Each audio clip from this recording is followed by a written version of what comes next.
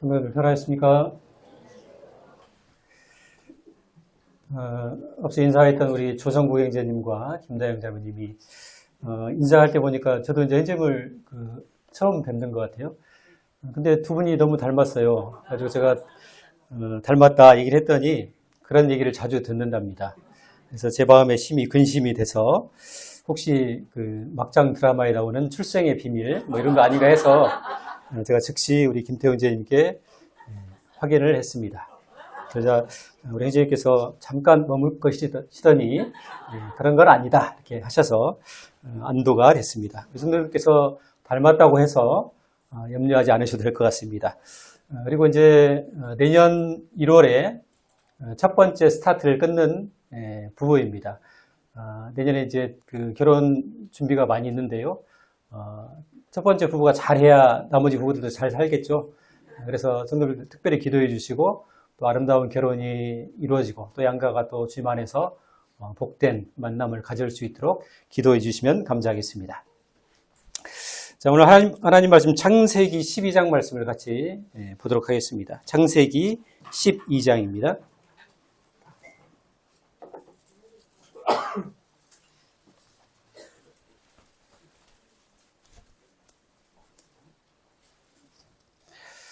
창세기 12장 1절로 4절의 말씀을 교독하도록 하겠습니다. 창세기 12장 1절로 4절입니다. 제가 먼저 읽겠습니다. 여호와께서 아브라함에게 이르시되 너는 너의 고향과 친척과 아버지의 집을 떠나 내가 내게 보여줄 땅으로 가라.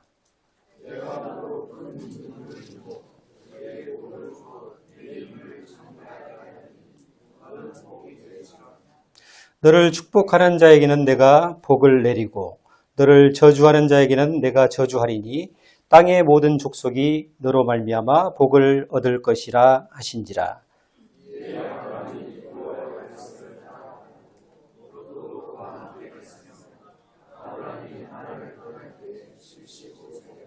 예, 감사합니다. 3절 말씀을 다시 한번 읽어볼까요? 하나님께서 아브라함을 부르시고 하신 말씀입니다. 3절을 같이 읽겠습니다. 시작. 너를 축복하는 자에게는 내가 복을 내리고 너를 저주하는 자에게는 내가 저주하리니 땅의 모든 족속이 너로 말미암아 복을 얻을 것이라 하신지라. 창세기는 시작과 기원에 관한 책입니다.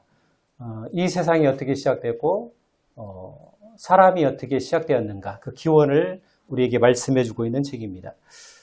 창세기를 이렇게 딱 구별을 해라 라고 할 것 같으면은 1장부터 11장까지가 이렇게 나눠지고요. 오늘 우리가 읽었던 12장부터 마지막 장인 50장까지가 두 부분으로 나눠집니다. 1장부터 11장까지는 인류의 운명을 결정했던 네 가지 사건이 나옵니다. 뭘까요? 하나님의 천지 창조와 인간의 범죄와 타락, 그리고 노아의 홍수와 바벨탑 사건, 4개의 사건이 11장까지가 나오고 있습니다. 그리고 이제 오늘 보시는 본문 12장부터 50장까지는 이제 사건보다는 인물 중심적으로 나갑니다. 그래서 4명의 족장이었던 아브라함과 이삭과 야곱과 요셉의 이야기가 등장하고 있습니다. 하나님께서 특별히 11장까지 혼탁해진 세상, 하나님께서 원래 예정하셨던 그 창조의 질서가 허물어지고 어그러진 것들을 보면서 아브라함을 불러서 하나님께서 무언가를 계획하시고 하나님의 큰 구원의 계획, 구원의 경륜을 시작하시는 장면이 창세기 12장입니다. 그래서 12장이 매우 중요합니다. 하나님께서 아브라함을 부르시고 아브라함이 이스라엘 민족의 시조가 됩니다. 동시에 또 우리가 아브라함을 뭐라고 부르죠? 믿음의 조상이라고 부릅니다. 믿음의 조상이라는 의미는 뭐냐면은 혈통과 민족을 떠나서 모든 믿는 자들, 하나님을 믿는 모든 믿는 자의 조상이 되었다. 그런 의미를 가지고 있습니다. 사실 믿음이 뭐냐고 이렇게 물어보면은 상당히 어렵습니다. 어떻게 설명하기가 쉽지가 않아요. 그래서 하나님께서 아브라함을 택하셔서 아브라함이라는 사람을 통해서 믿음으로 사는 것이 무엇인가, 또 하나님께서 믿음으로 사는 사람을 어떻게 대하시는가, 이런 것들을 우리에게 보여주고 계시다고 볼 수 있는 것입니다. 특별히 12장 1절에 보시면 여호와께서 아브라함에게 이르시되, 아브라함의 믿음의 시작이 여호와 하나님으로부터 시작되고 있는 것을 우리가 볼 수가 있습니다. 믿음의 시작은 하나님께서 나에게 찾아오심으로부터 이 믿음이 시작되고 있는 것을 볼 수가 있습니다. 마찬가지로 우리의 믿음도 마찬가지입니다. 우리가 하나님을 믿게 되고 하나님의 말씀을 깨닫게 되고 하나님을 알게 된 것도 하나님께서 먼저 우리에게 찾아오심으로부터 우리의 믿음이 시작된 것입니다. 우리가 흔히 이제 하나님께서 내게 찾아오셨다, 이런 표현을 뭐라고 얘기하냐면은 부르심 혹은 소명이라고 이렇게 이야기를 합니다. 근데 우리가 습관적으로 우리 어떤 기질이 있냐면은 부르심, 소명 이런 얘기를 하게 되면은 우리는 먼저 사명에 대한 생각을 먼저 합니다. 일과 사역에 대한 생각을 먼저 하게 돼요. 그래서 주님이 나를 부르셨다, 선교사로 나가고 이런 것들을 생각하는데, 주님의 부르심, 하나님께서 나를 부르셨다, 이 내용에서 가장 중요한 것은 뭐냐면은 나 같은 죄인을 하나님께서 사랑하시고 나를 하나님의 자녀로 삼으셨다, 이것이 가장 중요한 부분입니다. 그렇다면 아브라함을 찾아오시고 아브라함을 부르신 그 하나님은 누구이신가? 이것을 한번 우리가 생각해 볼 필요가 있습니다. 우리가 누군가를 믿는다고 할 때는 반드시 전제되어야 할 것이 있습니다. 그 믿음의 대상과 믿음의 내용이 무엇인가를 반드시 정립해야 됩니다. 분명하게 정립을 해야 됩니다. 오늘 내가 누구를 믿을 것인가, 무엇을 믿을 것인가에 대한 분별과 정립이 필요한 것입니다. 유행가 노래 중에 그런 노래가 있죠. 오빠 한번 믿어봐, 그 노래 있죠. 우리 사람들 무턱대고 오빠 믿었다가 지금까지 고생하시는 사람들 많이 계시죠. 수십 년 동안 막 힘들고 그때 믿는 게 아니었는데 무턱대고 믿으면 큰일 납니다. 근데 오빠는 믿음의 대상일까요? 아니면은 인생의 짐일까요?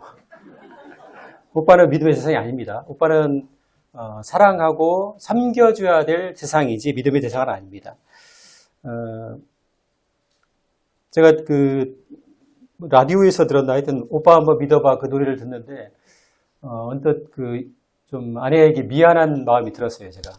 왜냐하면은 옛날에 그런 말이 있죠.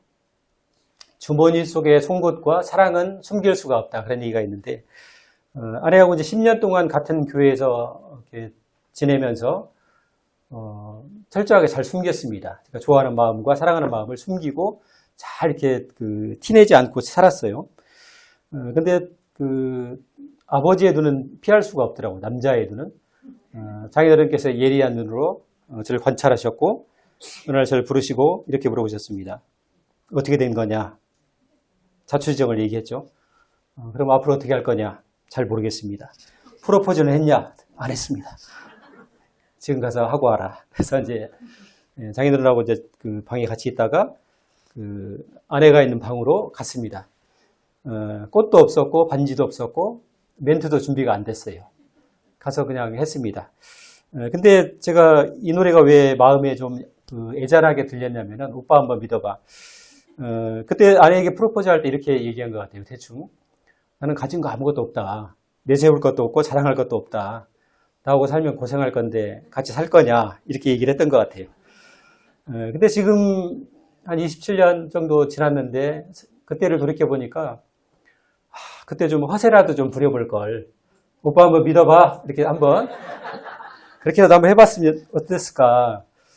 내가 그렇게 소심하게 했을까 이런 생각이 지금은 듭니다. 그래서 그 노래를 들을 때마다 아내에게 조금 미안한 감정이 있습니다. 어찌됐건 오빠는 믿음의 대상이 아닙니다. 오빠는 사랑하고 섬겨줘야 될 대상입니다. 믿음의 대상은 하나님이십니다. 참되신 하나님의 말씀을 듣고 거짓이 없고 변하지 않는 진리를 신뢰하고 받아들이는 것을 우리가 믿음이라고 얘기를 합니다. 반면에 믿지 말아야 될 것, 신뢰하지 말아야 될 것을 믿고 의지하는 것, 이것을 우리가 미신이라고 얘기를 합니다. 그죠? 미신할 때 미자가 미혹할 미자입니다. 거짓에 속아서 미혹되는 것을 우리가 미신이라고 얘기하는 것이죠.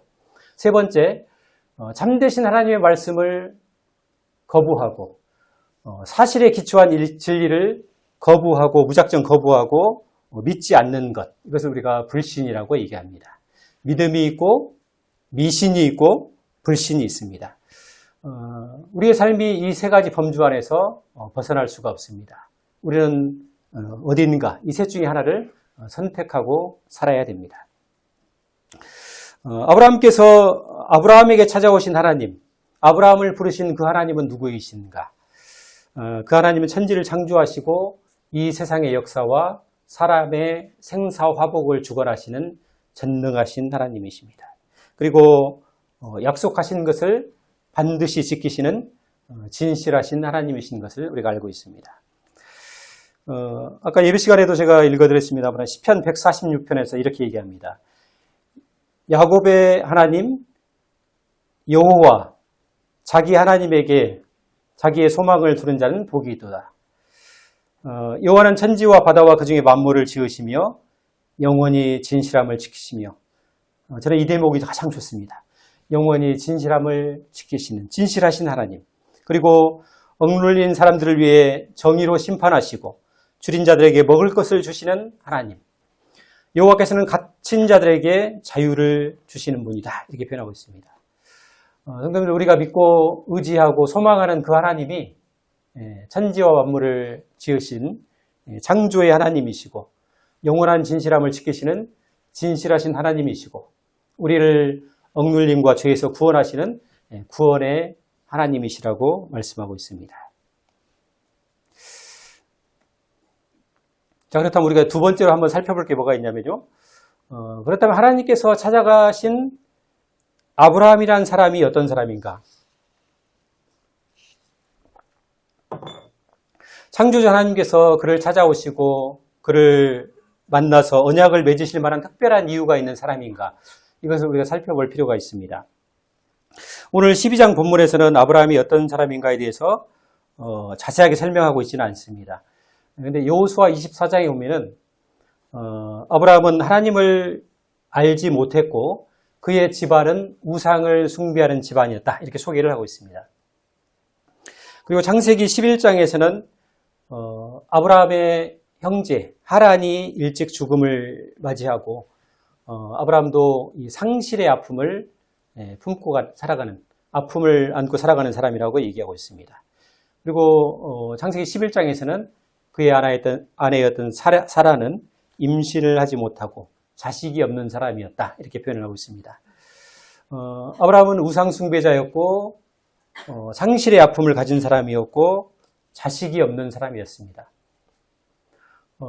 오늘날에는 뭐 자식이 없다고 해서 크게 흠이 될 것은 없습니다. 하지만 4000년 전 중동에서 자식이 없다고 하는 것은 그 사람의 미래가 없다고 이렇게 이야기를 하는 사람입니다. 아브라함은 자식이 없는 외로운 사람이었습니다. 미래가 없고 삶의 의미를 찾지 못하는 그러한 사람이었습니다. 근데 그런 사람에게, 인생이 꼬이고 뒤틀린 그 사람에게 여호와 하나님께서 그를 부르시고 찾아오시는 것을 우리가 볼 수가 있습니다. 인간이 죄를 범하고 하나님을 떠나면서부터 인간은 필연적으로 수고와 슬픔이 가득한 인생을 살게 됩니다. 근데 그 인생마저도 결국은 죽음을 향해서 나아가고 멸망을 향해서 나아가는 인생인 것을 볼 수가 있습니다. 아브라함은 마치 이런 인생, 수고와 슬픔을 가득 안고 멸망을 향해 나아가는 인생의 어떤 전형적인 표상과 같은 사람입니다. 우상 숭배자였고 상실의 아픔을 가진 사람이었고 미래가 없고 삶의 의미가 없는 사람, 외롭고 고독한 그 사람에게 주 하나님께서 찾아오신 것입니다. 성도님들, 처음 우리가 예수님 믿으셨을 때 혹시 기억이 나십니까? 나에게 찾아오셨던 그 하나님이 혹시 기억이 나실지 모르겠습니다. 하나님께서 아브라함을 찾아가신 것처럼 동일하게 우리에게도 찾아오셨습니다. 나라는 존재가 하나님께서 찾아오실 만하고 창조주 하나님께서 나라는 사람을 부르시고 언약을 주실 만한가? 특별한 이유가 있는가? 우리가 할 말이 없죠. 이 질문에 대해서. 하나님께서 나를 부르셨다고 하는 것은 하나님의 전적인 사랑과 은혜의 결과인 것을 볼 수가 있습니다. 가끔가다 이런 분들이 있습니다. 나는 내 뜻과 내 의지대로 내가 결정해서 믿었다. 이렇게 하시는 분들이 가끔 있는 것 같아요. 근데 우리의 신앙이 좀 더 깊어지고 우리가 하나님을 좀 더 알게 되면은 내 의지와 내 결단으로 내가 하나님을 찾아왔다. 이것이 아니고 하나님께서 먼저 손을 내미시고 나에게 찾아오신 사실을 말하게 될 것입니다. 우리가 하나님을 믿게 되고 구원받고 하나님의 자녀가 되고 영생을 소유하게 된 이 이유가 내가 지혜롭고 나에게 뭔가 안목이 있고 다른 사람과 다른 통찰력이 있어서 그렇게 된 것이 아니고 하나님께서 은혜로 나에게 보여주시고 알려주시고 그래서 믿고 깨닫고 구원받도록 하시는 것이라는 사실을 우리가 기억해야 할 것입니다. 이 얘기를 고린도전서 2장에서 이렇게 말합니다. 기록된 바 하나님이 자기를 사랑하는 자들을 위하여 예비하신 모든 것은 하나님이 자기를 사랑하는 자들을 위하여 예비하신 모든 것은 눈으로 보지 못하고 귀로 듣지 못하고 사람의 마음으로 생각하지 못하였다 함과 같으니라. 이게 무슨 말씀일까요? 하나님께서 우리를 위한 구원 계획, 예수 그리스도를 보내서 십자가에 피 흘려 죽게 하시고 우리에게 생명과 구원의 길을 여신 이 일은 사람의 지혜로는 죽었다 깨라도 이해할 수도 없고 깨달을 수도 없다고 하는 것입니다. 그리고 그 뒤에 뭐라고 하시냐면은 오직 하나님이 성령으로 이것을 우리에게 보이셨으니 성령은 모든 것, 곧 하나님의 깊은 것까지도 통달하시느니라 이렇게 얘기하고 있습니다. 우리가 눈이 어두워서 하나님이 계신지 어쩐지 이 세상을 누가 만드셨는지 사람이 죽으면 어디로 가는지 아무것도 몰랐을 때 하나님께서 성령을 통해서 우리의 눈을 열어주시고 하나님을 보게 하고 하나님을 믿게 하고 깨닫게 하셨다고 이야기하고 있습니다. 성도들, 하나님께서 아브라함을 부르신 목적이 어디에 있을까요?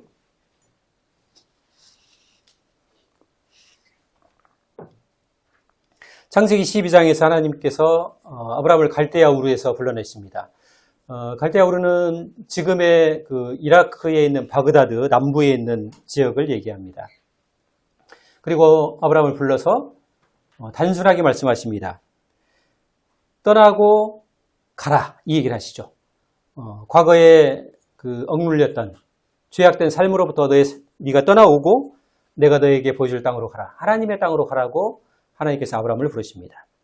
그리고 2절에 보시면은 이렇게 말씀하시죠.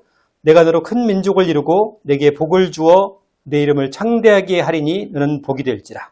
첫 번째는 하나님께서 아브라함을 부르신 첫 번째 목적은 뭐냐면은 아브라함에게 복을 주시는 것입니다. 그리고 3절에 보시면은 두 번째 복, 궁극적인 복이 나와 있습니다. 너를 축복하는 자에게는 내가 복을 내리고 너를 저주하는 자에게는 내가 저주하리니. 자, 여기입니다. 땅의 모든 족속이 너로 말미암아 복을 얻을 것이라 하신지라.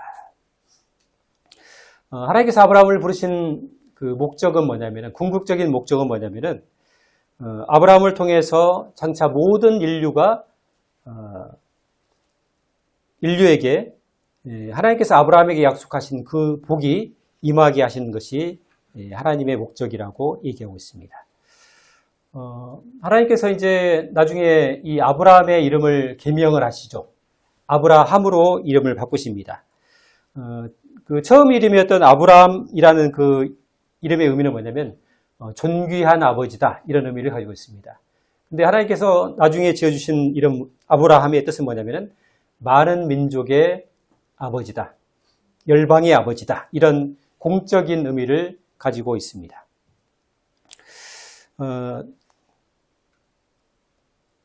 이름이 매우 중요한 것 같습니다. 저희 사무실에 그 여직원 중에 이름이 그 하나라는 이름을 가지신 분이 있습니다. 저희가 그분을 뭐라고 부를까요?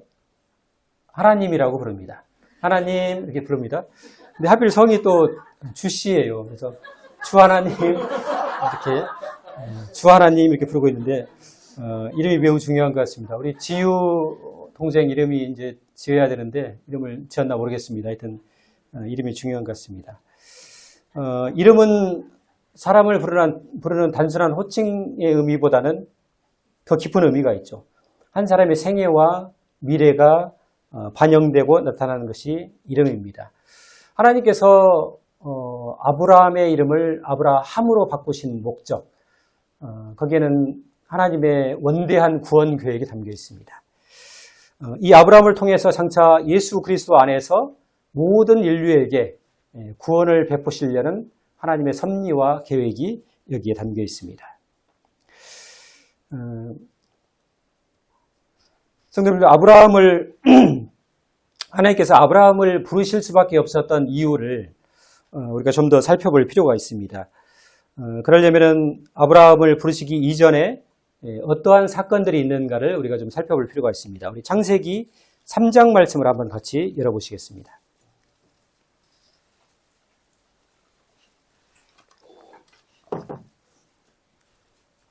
창세기 3장 24절 말씀을 같이 보시겠습니다. 창세기 3장 24절입니다. 같이 읽겠습니다. 시작. 이같이 하나님이 그 사람을 쫓아내시고 에덴 동산 동쪽에 그룹들과 두루는 불칼을 두어 생명나무의 길을 지키게 하시니라. 자, 여기 보시면은 아담이 범죄하고 그 이후에 에덴 동산에서 쫓겨나는 장면을 묘사하고 있습니다. 그런데 에덴 동산 어느 쪽으로 쫓겨났다고 얘기하고 있습니까? 에덴 동산 동쪽으로 쫓겨났다고 하나님께서 말씀을 하고 계십니다. 자, 그 옆에 보시면은 그 창세기 4장 16절 말씀이 있습니다. 그 말씀도 한번 보시겠습니다. 4장 16절. 가인이 여호와 앞을 떠나서 에덴 동쪽 놋 땅에 거주하더니, 아담의 첫 번째 아들이었던 가인이 동생 아벨을 죽이는 그 비참한 상황에 이르죠. 그리고 아벨을 죽인 이후에 이 아브라함이 여호와 앞을 떠나서 어디 쪽으로 갔습니까? 에덴의 동쪽으로 이주했다. 이렇게 얘기를 하고 있습니다. 여기서 말하고 있는 놋 땅은, 놋이란 그 히브리 의미는 방황과 방랑을 의미합니다. 한 말씀만 더 보겠습니다. 11장, 창세기 11장 2절입니다. 11장 2절. 자, 11장은 바벨탑 사건을 다루고 있는 내용입니다. 2절을 같이 읽겠습니다. 시작. 이에 그들이 동방으로 옮기다가 시날 평지를 만나 거기에 거류하며. 자, 다른 말씀을 보니까 이렇게 표현합니다. 사람들이 동쪽으로 이동하여 오다가 시날 땅 한 들판에 머물렀다. 이렇게 표현하고 있습니다. 바벨탑 사건을 하나님을 대적한 사건이죠. 바벨탑 사건을 일으켰던 그 사람들도 역시 동쪽으로 이주했던 것을 볼 수가 있습니다. 아담이 범죄하고 에덴에서 쫓겨날 때에 쫓겨났던 방향이 동쪽입니다. 그리고 가인이 동생 아벨을 죽이고 여호와 앞을 떠나서 갔던 방향도 동쪽입니다. 바벨탑을 쌓고 하나님을 대적했던 사람들이 이주했던 방향도 동쪽입니다. 하나님을 떠난 사람들이 한결같이 끝없이 동쪽으로 계속해서 하나님으로부터 멀어지고 있는 것들을 보게 됩니다. 그래서 하나님을 떠나서 한 세대가 지나고 두 세대가 지나고 또 여러 세대가 지나면서 나중에는 그 이후의 세대들은 여호와 하나님이 누구인지를 잃어버리게 됩니다. 그래서 심지어는 하나님이 계신가? 안 계신가? 이것도 알 수가 없고 이 세상이 어떻게 시작되었을까? 여기에 대한 질문도 답을 하지 못하는 것입니다. 그리고 사람이 왜 살아야 되는지, 죽으면 어디로 가는지, 인간의 가장 근본적이고 기본적인 이 질문에조차 답을 할 수 없는 우매함에 빠지게 된 것입니다. 어찌됐건 이 에덴의 동쪽, 이 에덴의 동쪽은 어디냐면은 하나님을 떠난 사람들이 머무는 땅을 가리킵니다. 다시 말해서 하나님이 없는 땅을 에덴의 동쪽이라고 표현을 합니다. 1950년대 초에 그 미국의 그 작가였고 노벨 문학상을 받았던 존 스타인백이라는 사람이 있습니다. 이 사람이 에덴의 동쪽 이 소설을 발표했었는데요. 거기에 보면은 그 내용이 인간 군상들, 수많은 사람들이 얽히고 살아가는데 거기에 미움과 배신과 원망과 다툼과 고뇌와 외로움과 갈등 이런 것들을 묘사하고 있는 내용이죠. 전부가. 그래서 영화나 드라마를 얘기할 때 이 에덴의 동쪽은 하나님이 머물지 않는 땅, 하나님을 떠난 죄인들이 온갖 다툼과 탐욕과 원망과 불순종과 고독과 고뇌가 머무는 땅을 가리킬 때 우리가 흔히 에덴의 동쪽이다 이렇게 표현을 합니다. 하나님을 등지고 살아가는 땅, 그래서 가져도 만족이 없고 채워도 채워지지 않는 땅, 그 땅을 우리가 에덴의 동쪽이라고 표현을 합니다. 인생의 깊은 허무와 목마름과 고독이 머무는 땅, 그것이 에덴의 동쪽이죠.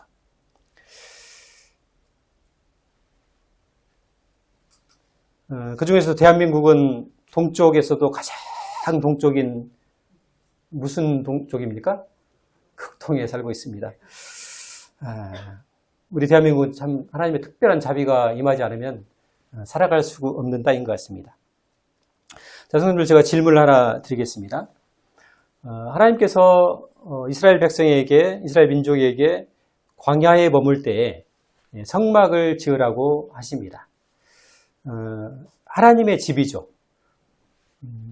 근데 성막을 우리가 생각할 때 감사해야 될 것이 하나 있습니다. 뭐냐면 그 광야 허허벌판에 하나님께서 그 콘크리트로 멋지게 3층 건물을 지어라 이렇게 요구하지 않으시고 하나님께서 이스라엘 민족이 할 수 있는 일을 요구하십니다. 천막으로 성막을 지어라. 그리고 그 성막에 문을 하나 내라고 얘기하시는데요. 유일한 문입니다. 성막에 문이 딱 하나 있어요. 하나 있는데 그 성막 문은 어느 방향으로 내라고 하나님께서 말씀을 하셨을까요? 예. 앞에 이미 힌트가 다 주어졌죠? 예. 출애굽기 27장에 보면 하나님께서 성막의 문을 동쪽으로 향하도록 하십니다. 그리고 에스겔서 8장에도 보시면은 성막이 아니고 이제 나중에 성전으로 이렇게 발전하죠. 솔로몬 성전의 문도 역시 동쪽을 향하고 있다고 이렇게 묘사를 하고 있습니다. 성도들 그 성막은 그 직사각형 형태입니다. 그래서 이 남쪽과 북쪽은 길이가 직사각형인데 남쪽과 북쪽은 대략 길이가 한 50m 정도 됩니다. 그리고 서쪽과 동쪽은 약 25m 정도 되는 직사각형 형태를 이루고 있습니다. 근데 하나님께서 이 동쪽에 동쪽 울타리 정중앙에 단 하나의 문을 만들라고 얘기를 하십니다. 성막으로 들어가는 유일한 문입니다. 근데 이 동쪽의 그 폭이 몇 미터라고 그랬죠, 아까? 한 25m 정도 됩니다, 대략. 뭐, 큐비트로 재야 되니까 약간 오차는 있겠습니다. 25m 정도 되는데, 그 중에 10m를, 이 성막의 문의 크기를 10m로 하나님께서 정하십니다. 혹시 우리 집 대문이 10m가 된다 하시는 분 계십니까, 혹시? 이 성막은 구조에 비해서 굉장히 비정상적으로 큰 문을 가지고 있습니다. 그리고 이제 이 성막의 울타리는 세마포, 하얀 세마포로 이렇게 둘르도록 하나님께서 명령을 하시는데요. 근데 하나님께서 유일하게 그 문만은 청색, 홍색, 자색, 고운 배실로 술을 넣도록, 휘장을 넣도록 그렇게 명령을 하십니다. 그래서 멀리 있는 사람도 어디에서 보더라도 선명하게 구별할 수 있도록 하나님께서 그 문을 구별하시는 것을 볼 수가 있습니다. 특별하게. 하나님께서 하나님을 떠난 사람들이 동쪽으로 떠났던 그 사람들이 언제라도 돌아올 수 있도록 넓은 문을 열어두시고 또 선명한 표식을 두셔서 언제라도 찾아올 수 있도록 배려하시는 것을 볼 수가 있습니다. 청막의 문을 열어두시고 선명한 표식을 두시고 하나님께서 계속해서 동쪽으로 떠나버린 하나님을 등지고 떠난 사람들을 기다리고 계신 것을 볼 수가 있습니다. 누가복음 15장에 보시면 우리가 잘 아는 탕자의 이야기가 나옵니다. 아버지가 싫어서 집을 떠납니다. 거의 아버지의 재산을 뺐다시피 해서 그 집을 나가죠. 아들이 집을 나가는 순간에 아버지의 시간이 멈춰버립니다. 아버지는 웃음을 잃어버렸고 처량한 모습으로 마을로 들어오는 그 어귀에서 길목에 앉아서 하염없이 아들을 기다립니다.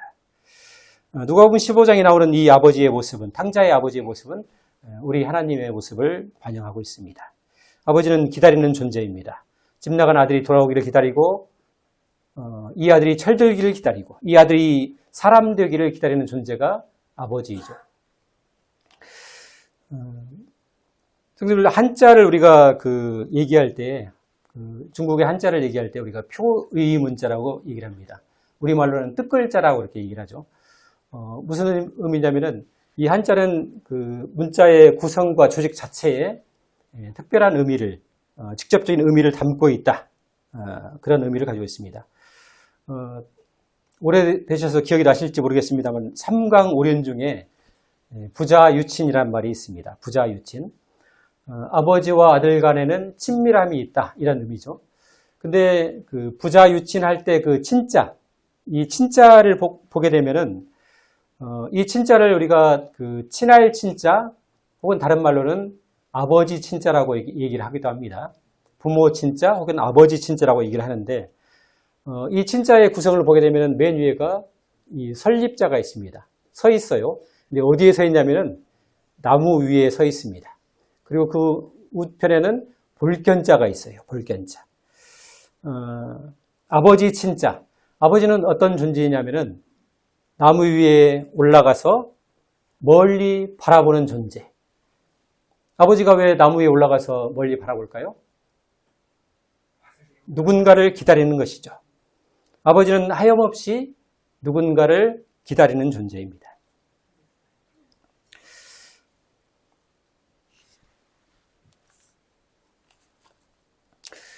창세기 12장에서 우리가 하나님께서 아브라함을 부르신 목적을 살펴보았습니다. 근데 그 창세기 22장에 가면 하나님께서 다시 한번 아브라함에게 아브라함을 부른 목적을 상기시켜 주십니다. 그때 다시 이렇게 얘기하십니다.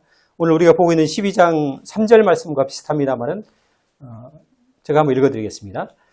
내가 너에게 큰 복을 주고 내 씨가 크게 번성하여 하늘의 별과 같고 바닷가의 모래 같게 하리니 또 내 씨로 말미암아 천하 만민이 복을 받을 것이다. 이렇게 얘기를 하십니다.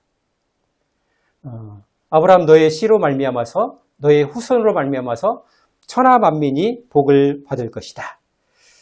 하나님께서 하나님을 등지고 떠났던 사람들, 아버지가 싫어요, 아버지하고 같이 살기 싫어요, 떠났던 그 불효 자식을 동쪽으로 떠나버렸던 하나님 없는 세상에서, 하나님 없는 땅에서 자유롭게 살고 싶다고 떠났던 그 사람들, 그래서 하나님을 떠나는 순간부터 인생이 꼬일 대로 꼬이고 하나님과의 관계가 어긋날 대로 어긋나 버린 그 사람들을 하나님이 구원하시기 위해서 아브라함을 통해서 아브라함의 후손을 계획하신 것입니다. 그리고 그 후손으로 말미암아 천하 만민이 복을 받을 것이다. 이렇게 하나님께서 예정하셨습니다. 하나님께서 네 씨로 말미암아, 네 후손으로 말미암아 천하 만민이 복을 받을 것이다 하실 때 그 후손이 누구일까요? 예수 그리스도 우리 주님이십니다. 우리가 예수 그리스도를 통해서 아브라함의 후손이었던 그 예수 그리스도를 통해서 구원을 얻고 하나님의 자녀가 되고 영생의 복을 얻게 된 것입니다. 이것이 하나님께서 창세기 12장에서 아브라함에게 약속하신 복입니다. 아브라함에게 약속하신 궁극적이고 최종적인 복이 바로 이 복인 것을 우리가 알 수가 있습니다. 성도 우리 갈라디아서 말씀을 한 절 찾아보고 말씀을 정리하도록 하겠습니다. 갈라디아서 3장입니다.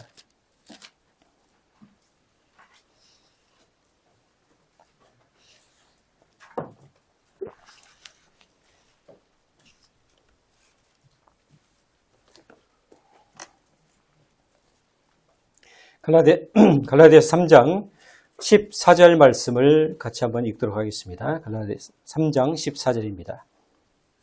시작. 이는 그리스도 예수 안에서 아브라함의 복이 이방인에게 미치게 하고 또 우리로 하여금 믿음으로 말미암아 성령의 약속을 받게 하려 합니다. 자, 여기서 이제 그 14절 말씀이 매우 중요합니다. 그리스도 예수 안에서 아브라함의 복이 이방인에게 미치게 하고,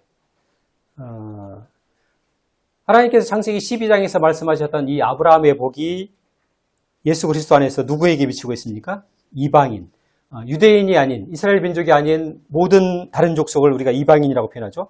우리도 여기에 포함이 됩니다. 그리스도 예수 안에서 아브라함의 그 복이, 창세기 12장에서 말했던 그 복이 이방인, 우리에게 미치게 하고 또 우리로 하여금 믿음으로 말미암아 성령의 약속을 받게 하려 합니다. 성도님들, 하나님께서 4000년 전에 아브라함에게 말씀하셨던 그 복이, 그 약속이 예수 그리스도 안에서 오늘 우리에게 임한 것입니다. 이것이 하나님의 계획이고 하나님의 은혜이고 하나님의 위대한 구원 계획입니다. 우리의 구원이 사사롭고 가벼운 것이 아닙니다. 하나님께서는 인류가 하나님을 떠나고 등지고 떠날 때부터 우리를 구원하실 계획을 이미 세우셨고 그 원대하고 긴 세월 동안 하나님은 우리를 구원하실 계획을 염두에 두시고 역사를 진행해 오시고 오늘까지 그 역사를 진행해 오셨고 오늘 우리가 이 자리에 있는 것이 바로 하나님의 그 구원 계획 속에서 우리가 구원받고 하나님의 자녀가 된 것임을 우리가 기억해야 할 것입니다. 아브라함의 복이 하나님께서 말씀하셨던 그 아브라함의 복이 오늘 예수 그리스도 우리 주님을 통해서 우리에게 임한 것이라고 하나님께서 우리에게 말씀해주고 계십니다. 우리가 찬양할 이유와 하나님을 예배하고 경배할 이유가 여기에 있는 것입니다. 여기까지 말씀을 정리하도록 하겠습니다. 감사합니다.